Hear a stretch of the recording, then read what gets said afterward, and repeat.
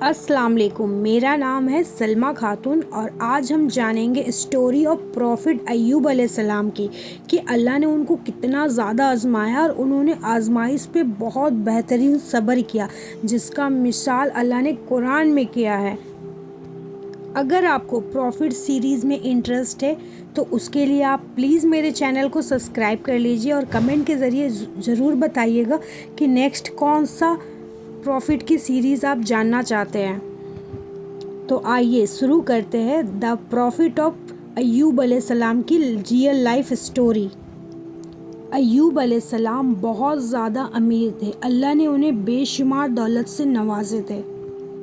ان کے پاس بہت زیادہ نوکر تھے اور ان گنت بھیڑ بکریاں بھی تھی۔ اللہ نے ایوب علیہ السلام کو بہت ساری زمین جائیداد سے نوازا تھا۔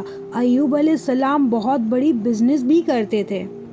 ان کی بزنس بہت دور دور تک پھیلی ہوئی تھی۔ اللہ نے ایوب علیہ السلام کو بہت ساری اولادیں بھی دی تھی۔ ان کے 7 بیٹے اور 7 بیٹیاں تھیں۔ ایوب علیہ السلام بہت طاقتور اور صحت مند انسان تھے۔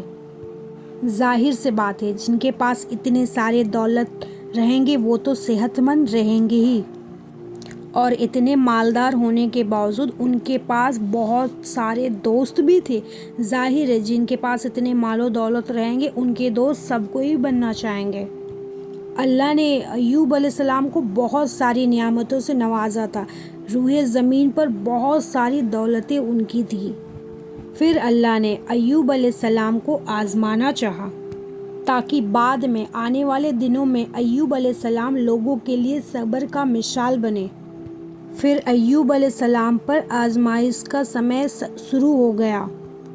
ان کے سارے کاروبار نقصان چل رہے تھے، دھیرے دھیرے کے سارے کاروبار بند ہو گئے اور جتنی دولتیں تھیں وہ سب ایک ایک کر کے ختم ہو گئی، یہاں تک کہ ایوب علیہ السلام پورا فقیر ہو چکے تھے اور ایک ایک کر کے ان کی ساری اولاد فوت ہو گئی۔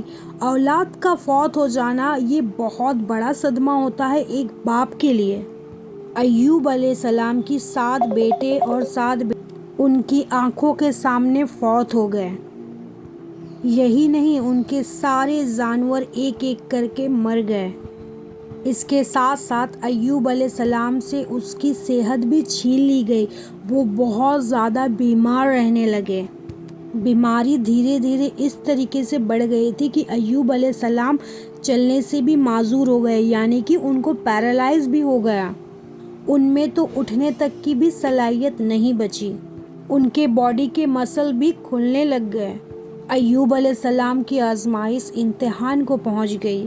ایک ایک کر کے ایوب علیہ السلام کے سارے دوست ان کا ساتھ چھوڑنے لگ گئے۔ ان کے دوستوں کو یہ خوف آنے لگا کہ یہ بیماری کہیں ان لوگوں تک پھیل نہ جائے۔ اس طریقے سے ایوب علیہ السلام کے سارے دوست رشتہ دار ان کا ساتھ چھوڑ گئے۔ ایوب علیہ السلام کی خدمت کے لیے بس ان کی بیوی رہ گئی، جو کہ کافی زیادہ وفادار تھی۔ ان کی بیوی ایوب علیہ السلام کا بہت زیادہ خیال رکھتی تھی، کھانا کھلانا، اٹھانا، نہانا، ہر چیز وہ کرتی تھی۔ دھیرے دھیرے ان کے گھر کے سارے سامان راشن ختم ہو گئے۔ نوبت یہاں تک کہ آ گئی تھی کہ ان کے پاس کچھ سامان بچا ہی نہیں جن کو بیچ کر ان کی دوائی کا خرچہ نکال کے پائے۔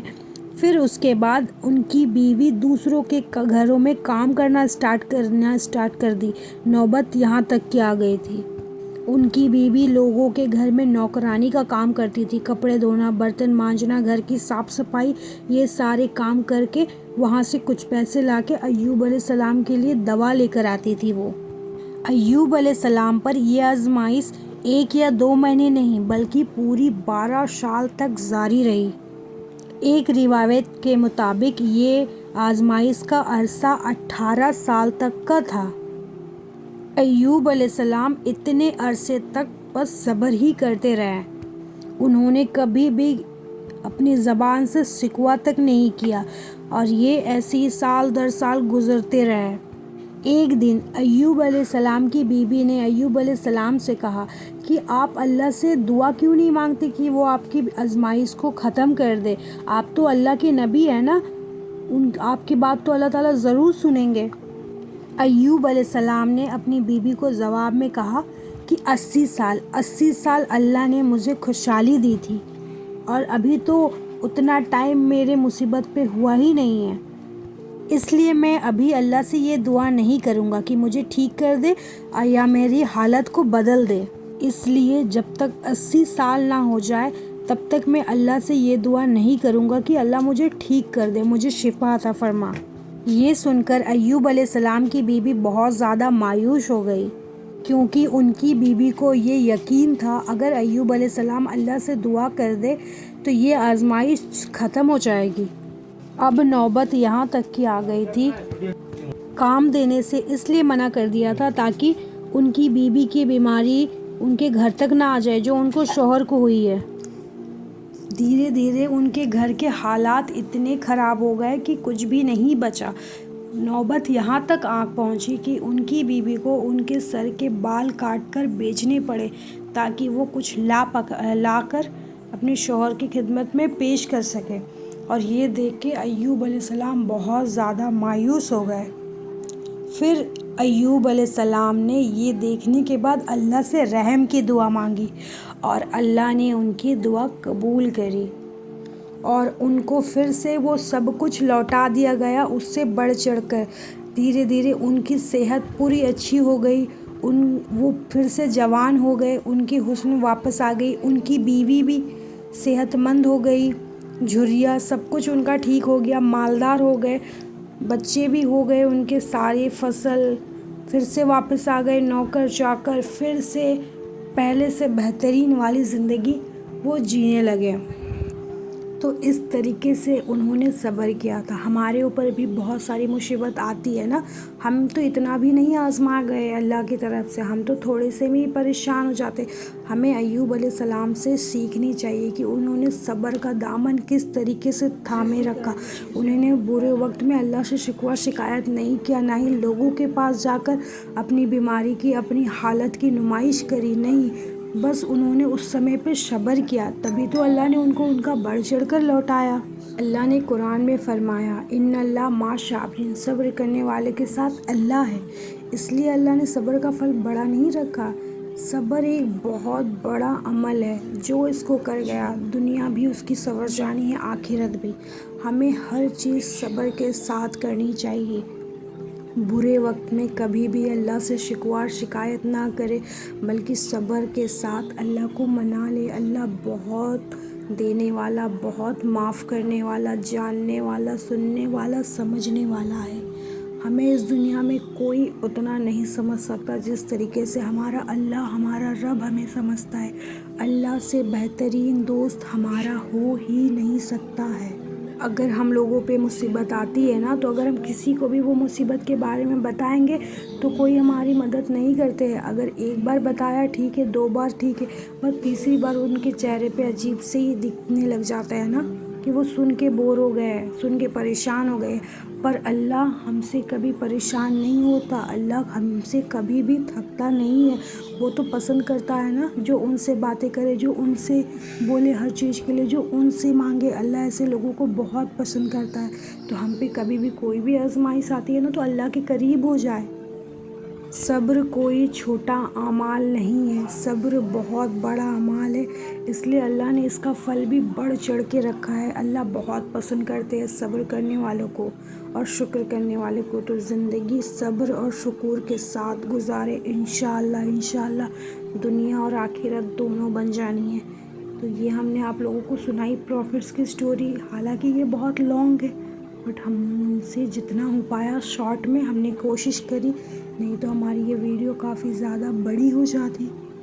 نیکسٹ آپ لوگ کون سی سٹوری سننا چاہتے ہیں پروفٹس کے اوپر میں ہمیں کمنٹ کے ذریعے ضرور بتائیے گا، اور اسٹوری میں اگر کچھ غلطی ہم نے بتائی ہے تو ہمیں پلیز وہ کمنٹ کے ذریعے بتائیے گا، ہم اس کو انشاءاللہ کریکٹ کریں گے۔ اور جو بھی لوگ یہ ویڈیو دیکھیں گے اگر وہ ہمیں ہماری مسٹیک بتائیں گے تو انشاءاللہ ان کو بھی ثواب ہوگا اور ہم بھی اس چیز سے سیکھیں گے، کیونکہ جب تک ہم لوگوں کو اس کی غلطی نہیں بتائیں گے تو وہ پھر سدھار کیسے کریں گے۔ بس ہمارا نیت کسی کو نیچا دکھانا یا چھوٹا دکھانا نہیں ہے، بس یہ ہونا چاہیے کہ اس انسان اس مسٹیک کو کریکٹ کرے اور زندگی میں آگے بڑھے۔ اپنے نالج پہ اضافہ کریں، نہ کہ کسی کو چھوٹا دکھانا۔ باقی بہت بہت شکریہ میرے ویڈیو پہ آنے کے لیے، اور اتنے دور تک میرا ویڈیو دیکھا آپ لوگوں نے، آپ لوگوں کا دل سے بہت بہت شکریہ۔ میں یوٹیوب پہ نئی ہوں، مجھے اتنی نالج نہیں ہے ایڈیٹنگ کی، نہ کسی چیز کی، بٹ میں کوشش کرتی ہوتی ہوں ہر چیز پہ۔ نہیں آتا کوئی بات نہیں، لیکن نہیں آنا کوئی سلیوشن نہیں ہے۔ آنے کے لیے آپ کو چیزیں کرنی پڑے گی، سیکھنی پڑے گی، ہے نا۔ باقی آپ لوگوں نے میرے پچھلے ویڈیو کو بھی بہت زیادہ پیار دیا تھا، بہت اچھے اچھے کمنٹ کیے تھے۔ آپ لوگوں کا تہہ دل سے بہت شکریہ۔ آشا کرتی ہوں کہ آپ لوگوں کو پہلے کے جیسے یہ ویڈیو بھی پسند آئی ہوگی۔ باقی ملتے ہیں آپ لوگوں سے ایک نئے ویڈیو، ایک نئی سٹوری، ایک نئی موٹیویشن کے ساتھ۔ ویڈیو اگر آپ لوگوں کو پسند آئی ہوگی تو پلیز ہمارے چینل کو سبسکرائب کیجیے گا، اور ہمیں اچھے اچھے کمنٹ کیجیے گا۔ ہمیں انتظار رہے گا آپ لوگوں کے کمنٹ کا۔ اللہ حافظ، السلام علیکم ورحمۃ اللہ وبرکاتہ۔